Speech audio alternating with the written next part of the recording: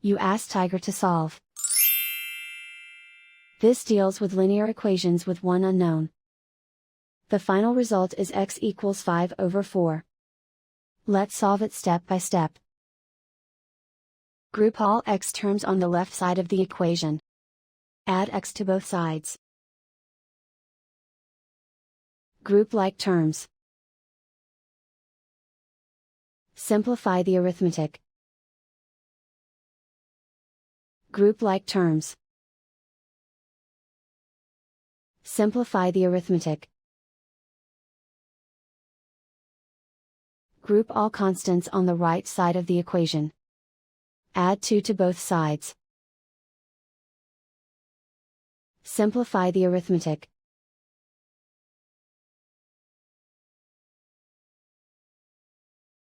Isolate the x.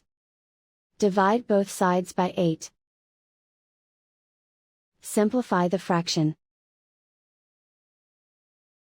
Find the greatest common factor of the numerator and denominator.